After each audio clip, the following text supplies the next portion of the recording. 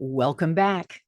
It is always a good day when I wake up and I give thanks. I go through my little morning mantra of thank you, thank you, thank you, thank you, thank you. And then the realization hits that today is the day that I am able to meet and help to kind of help us grow a little bit and bring things out of another person that I am so grateful that I was connected with. My guest today is Sandra Champlain, and I'm going to introduce her in just a moment. But first, I want to just get a couple things out of the way. Thank you so much. The podcast now in its fourth year, over 150 shows, which is just crazy. Thanks so much for subscribing, downloading, sharing. Shout out to my fans. I'm with this new network now, and I can kind of get in the back end and see where people are actually listening. Minneapolis, I love you. That is like my biggest city. I'm just like, I love it. I used to travel there, and I'm just so grateful. So thanks, Minneapolis. And here's the other one that kind of knocked me out, Schenectady. So right on, Schenectady. What a cool thing to be able to see people that are bonding and loving what you're doing and the art that you're putting out there and the truth that you're putting out there. So thanks so much. News about the book. I'm doing a couple cool things. I've donated 50% of my profits of the next room to the Beautiful Dying Expo, which is coming up this November. Wonderful nonprofit. And it is going in its fourth year, actually. And I'm on the advisory board. So I thought, you know what? I need to give back. So I'm going to give 50% of anything that you buy. There's a special thing on the website. Click there, and I will make sure that Michelle Little gets 50% of my profits. Also, I'm working with the IANS Foundation, most notably the one in Santa Barbara, because I just had a speaking engagement up there, and I love Barbara Bartolome. What an amazing near-death story she had. She was on the show a few weeks ago, and I'm going to give IANS profits as well. So a nice charitable donation. Gathering at the Doorway. Gathering at the Doorway is the anthology of signs, visits, and messages from the afterlife, curated by the fantastic Camille Dan. Another great connection. So Sandra Champlain is on the show today, and I'm so excited that I get to speak with her. I was on her show a while back, and I had so much fun. Sandra is a speaker, author, entrepreneur, WeDon'tDie.com. If you want to follow along, she has two radio shows, one called We Don't Die and another called Shades of Afterlife. She also has an international best-selling book called We Don't Die, published 13 years ago, and it was #1 across the board. It's a skeptic's discovery of life after death. Welcome, Sandra Champlain, to the next room. Thank you, Jane. I hope you guys can hear the big smile I have on my face because I do have one. Yeah, you do. I love it. Sandra, talk to me about the whole skeptic aspect of it. Like you came into this with kind of a major fear of death and dying. So let's go there and then take it to where you are now. Kind of, you're like the reigning queen of death, girl. Oh my gosh, what a title that is. Well, I never asked for this. This was not anything I would have ever associated with myself, talking about the afterlife or grief. I was raised by two wonderful parents, but got the message you have to see it to believe it. And there was a local psychic in our town who made some crazy predictions, and none of them came true. So that just really sealed the deal for me that psychics, mediums, people interested in angels, fairies, and that whole world of the spiritual new age stuff, none of that's real.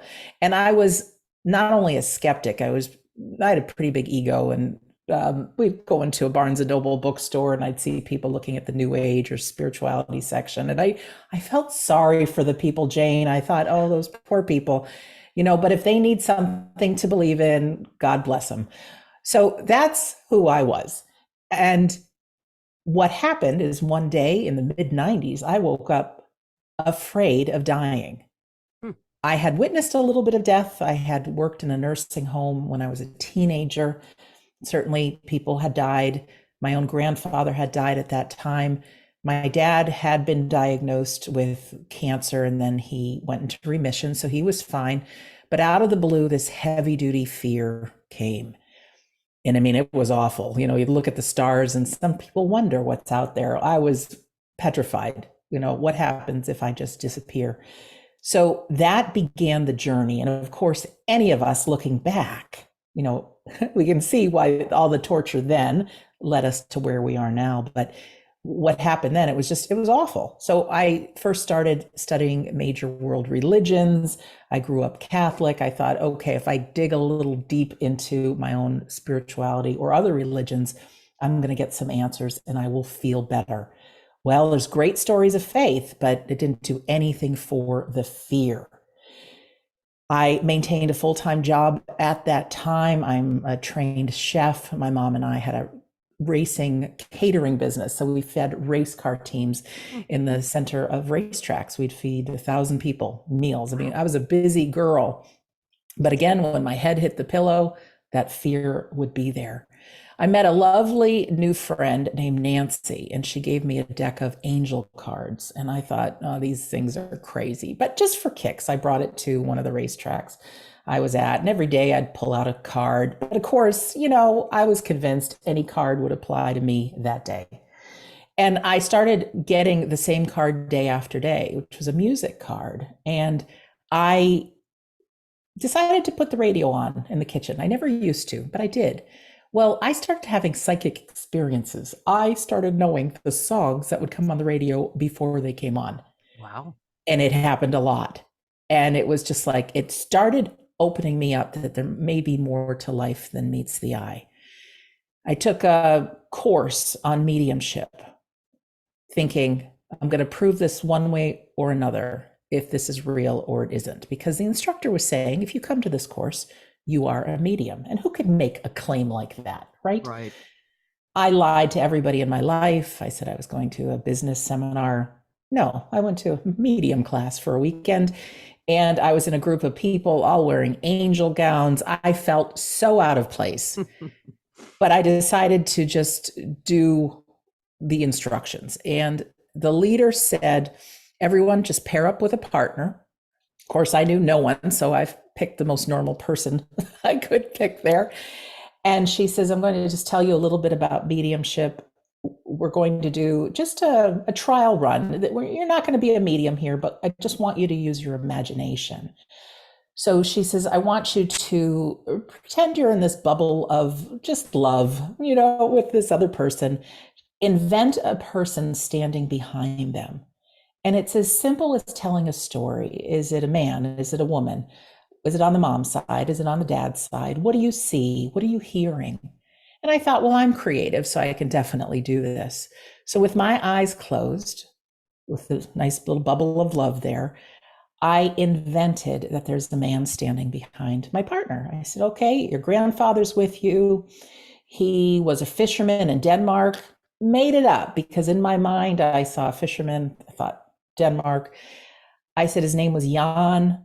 I said he had blonde hair and blue eyes and a big gap between his teeth. And then my imagination gave me him puffing away at a cigarette and coughing. So I said he died of lung cancer. And now she's quiet. My eyes are closed. And I said, I'm getting this feeling that he was a really tough parent and that you're to give your mom, which was his daughter, the message, I love you, because this man never used those words while he was alive. So I opened my eyes like, okay, you're next. And she's crying. Her grandfather's name was Jan. He was a fisherman in Denmark. He died of lung cancer, fit the description. And yes, her mother told the stories because, of course, the mother was extra loving because her own father didn't hug and never used the words, I love you. Wow. That slammed the door wide open on there's more to life than meets the eye, and there's more to me than I know. So very secretly, I just kept on keeping on, so to speak, and devoured through worlds of things like electronic voice phenomena, doing the recordings, remote viewing, another ESP technique. I took a few more medium classes. I studied near-death experiences, deathbed visitations, just this whole world. And the good news is my fear gone. I knew we went on. The problem was being such a nasty little big ego kind of girl. I didn't tell anybody about this. I had the belief that most people thought people who talked spirituality were crazy. I didn't want to lose family. I didn't want to lose friends. So I kept my mouth shut. And over the course of many years, I'd meet people and their loved one had died and so many things. And I was such a wimp that I didn't open my mouth. Now we've got to fast forward to 2010, January. My dad is diagnosed with cancer and given a short time to live. He had a tumor that broke apart his spine. He was in one of these hard plastic turtle shells. And for the next 5 months, I fell in love with my dad for who he was when I was with him. I was the only single child. Everyone else was married off. So I relocated myself to Florida to be with my dad through it all. And towards the end, my siblings and I started fighting about dad's care. They flew him on a private airplane to where they lived in Connecticut, away from his friends in Florida. It was just awful. We went through some of the worst feuds you can ever imagine siblings would go through. And when my dad finally took his last breath on May 11th, 2010, the war between myself and my siblings couldn't have been any worse. And not only losing my dad, I lost my siblings because they really believed that I was doing everything I did for my dad because I wanted the money. Oh, and boy. it just was so uncharacteristic of all of us. I decided to research grief. Not only why does it have to hurt so bad, but what would take normal, loving people and turn us into such monsters. And I opened up this world of how our chemistry changes when we grieve, how our mood and perceptions change, and things that we think are reality may not be, because we lose so many healthy neurotransmitters that run our bodies, like serotonin and dopamine and things like that. And I got into the different stages of dying and grief and just uncovered this world. And being a good Samaritan, I thought I would share with people what I learned about grief. And I created this audio, How to Survive Grief, and I posted it on Facebook. And in a matter of just a few months, it went viral. And people started writing. Not only did it help ease their pain and give them understanding and help them prevent these family feuds, but Jane, people started responding like, Sandra, you know what's in my head. I was going to end my life, and now I'm not, because what you're explaining is like a side effect of grief. So you take all of that mixed together, and I, honest to God, felt like I had a moral responsibility to get it out. And synchronicities happen, as you know, and I ended up meeting a publisher. I pitched an idea for a book. I thought if I titled it We Don't Die, which is a totally in your face title, a skeptic's discovery of life after death, told my story, not trying to convince anyone of anything, but I include a chapter on grief. Because like it or not, people, I want to let you know that there's help. There's ways to get through it to the other side, where you don't end your life, you don't end relationships, et cetera, and so forth. And then also how to live a powerful life if we don't die. So the publisher put it on fast forward to be published. Our great friends at Coast to Coast AM had me on the wee hours one night to their 8 million listeners. Hit #1. And I couldn't be more grateful. And that really started everything. And then I wanted to keep learning about the afterlife. I didn't have much time. So I thought if I could record conversations with people and just put them out in cyber world. And little did I know that We Don't Die Radio would now be at almost 480 episodes. And then our friends at Coast to Coast AM just 2 years ago wanted to have an afterlife show, and they remembered me. And so we created Shades of the Afterlife, which in a couple of weeks will be on its 100th episode. So I have one massive passion, not only to share the reality of the afterlife, because man, it is real. And I've got tons of reasons why to believe, but also how to understand grief. And then if we don't have to be, if we're not afraid of death, and of course, nobody wants to suffer. I don't want to suffer. But if we're not afraid of death, we don't need to be afraid of life. We can really go after our dreams. We can accept failure as just a learning experience. And then we're never alone, Jane. We are surrounded by this invisible support team that really wants the best for us, our guides, and of course, our loved ones. And yeah, there you go. How's that for an answer? Holy cow. All right. I have a lot to unpack here. Um, Absolutely your purpose, your reason for being, and the fact that you came to it through a lot of heartache and a lot of pain, and it broke you wide open, and you are here to help us move forward. It's so abundantly clear. And the fact that you have not had to push a boulder uphill, people have found you, you are sharing what you know, and they're coming to you and saying, you have to do a show. You just wrote a best-selling book. I mean, to me, it's like, I love the synchronicity and the beauty and the simplistic nature of what you're here for. And I just want to say thank you and give you a big ass hug, because that grief thing and what you were describing about the ugliness that occurred with your family is so relatable. And I have heard from so many people and experienced a little portion of it myself. When you posted your thing on how to survive grief, did your siblings view it, and have you heard from them since? I have no idea if they viewed it. And yes, I've heard from them. I have one sister who we are closer.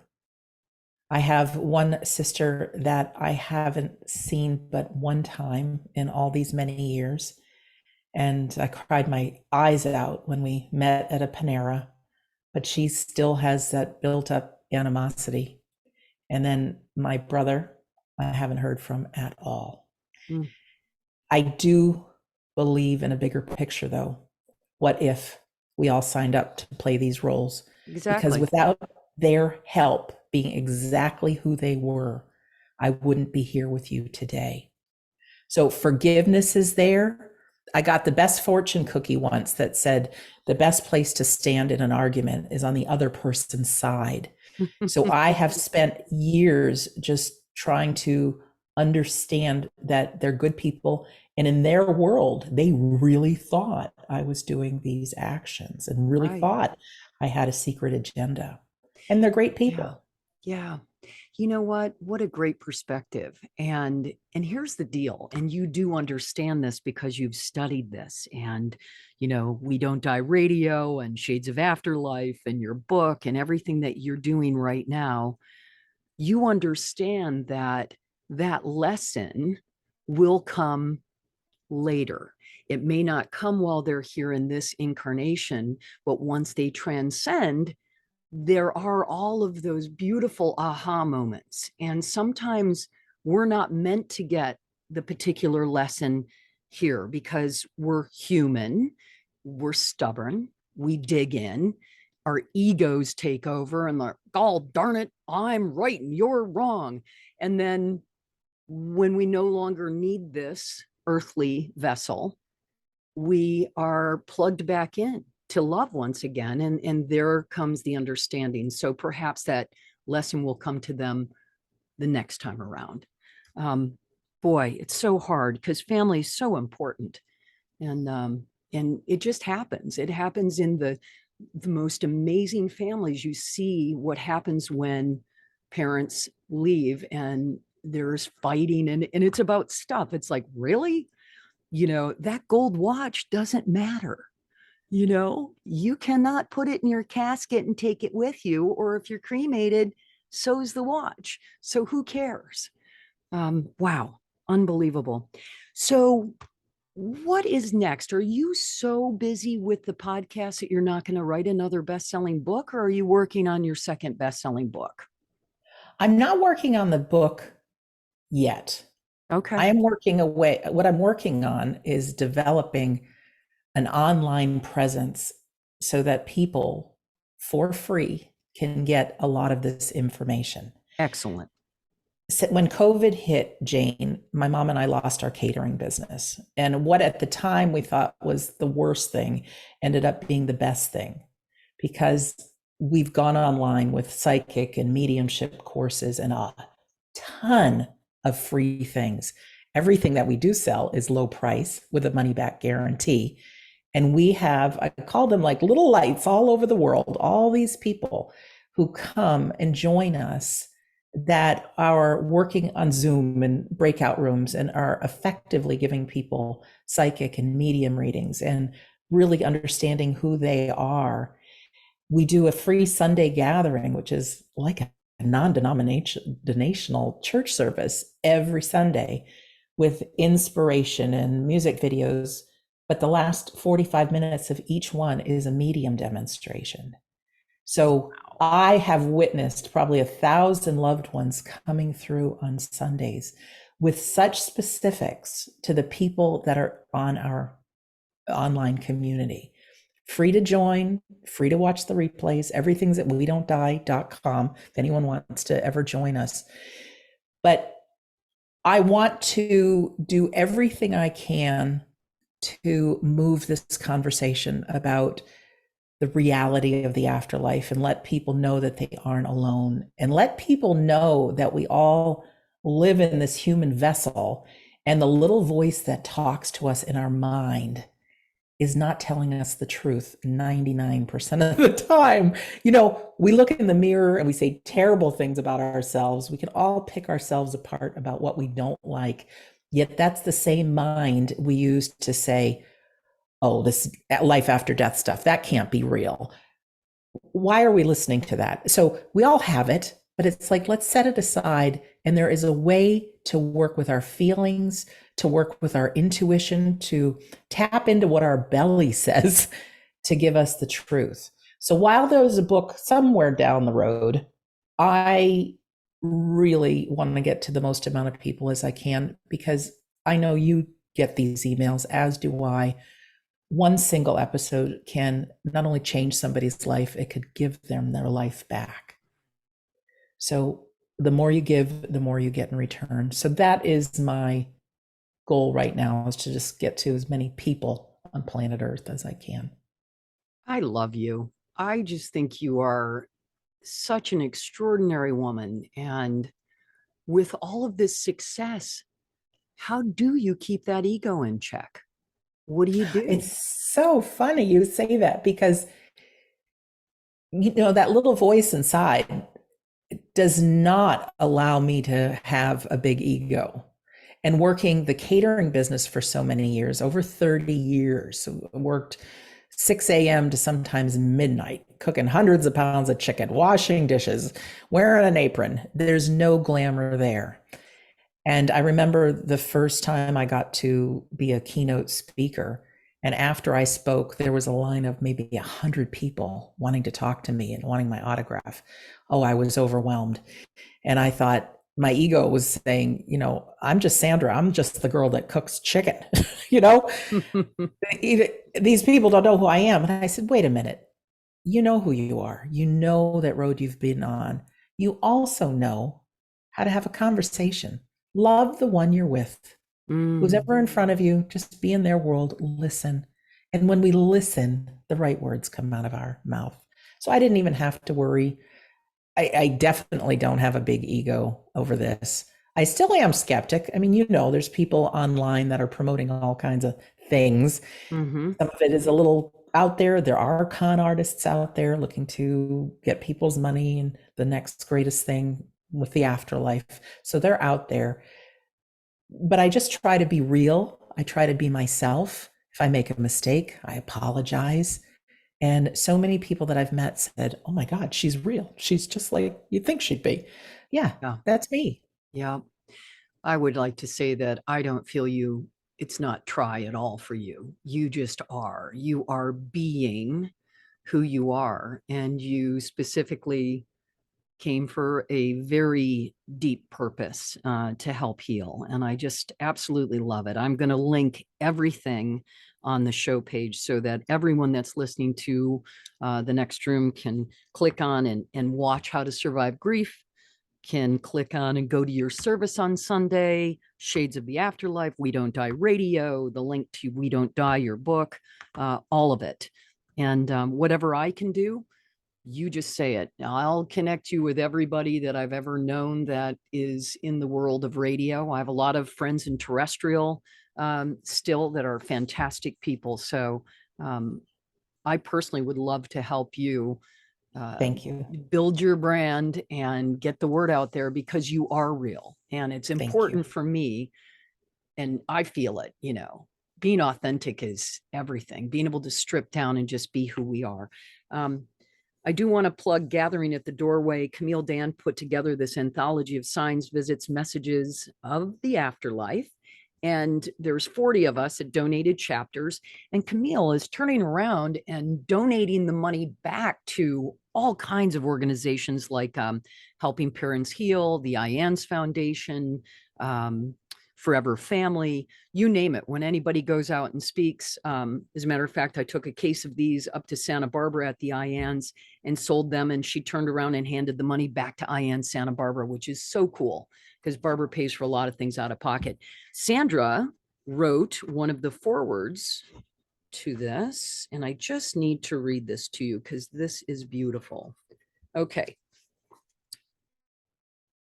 You are one of a kind, and I believe we all came here to learn and experience many things. So I ask that you be gentle on yourself. Know that you are surrounded by love and support from the unseen world, and let this book be a constant reminder of who you really are, a magnificent and divine soul having a human experience. Sandra Champlain.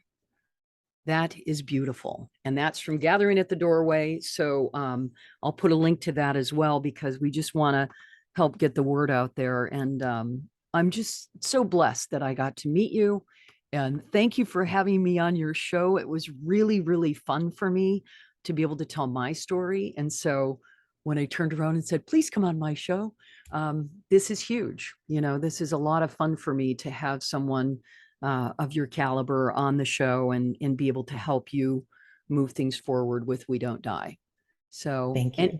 any final words? And one of my favorite questions, the name of the show is The Next Room because I just believe we're here and then we're right here and we're all together all the time. But it was given to me by a really good friend of mine.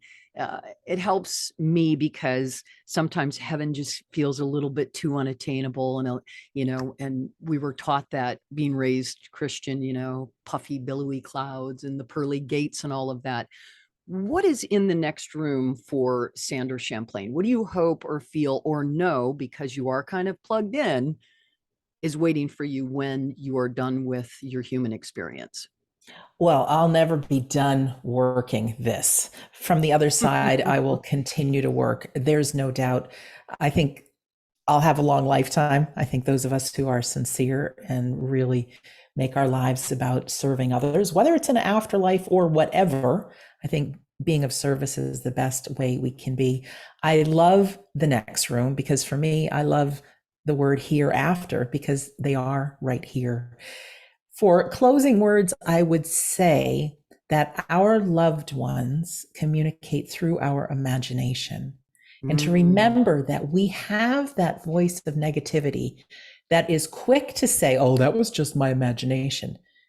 Well, that's how they communicate. So if you get a random thought about your loved one that comes out of the blue, a memory, a smell, a thought, a feeling, that is them. It, I'm sure, takes some practice to turn on and off lights and the television and things like that. And not everybody's going to do that. But trust that you are a divine soul. You are having a human experience. Listen to what your feelings tell you. That imagination, if there are thoughts that are loving that are attached to that, that's the real deal. If they make you feel bad, that's your subconscious. That's that little voice. So it's just not to dismiss that what is around you and what you're feeling isn't true. All it takes is looking anywhere to realize that we are living in a miraculous world. And even down to the tiniest little atom that makes us up, all we are is vibrating invisible energy. It's mind blowing. So just put that voice aside. You are a divine soul and you are loved. Mm, mm, mm. Well, on that note, thank you so much for joining me today. Thank you, Sandra. I'm very grateful. Thank you for tuning in to the next room where death is dinner conversation. Please grab a copy of Gathering on at the Doorway. It would be wonderful. And you know what's great about it? It's like 40 mini little books because it's 40 authors that have donated their energy and their vibe to this. And each one of us has a completely different connection with the other side or other life or afterlife. Thanks so much for listening to The Next Room. I'll be back in 2 weeks. I'm going to have on Michelle Little, who is the woman behind the Beautiful Dying Expo. And she will tell us all about everything that's going to happen over that 3-day wonderful expo that's been going on for 4 years. Thanks so much again for tuning in to The Next Room.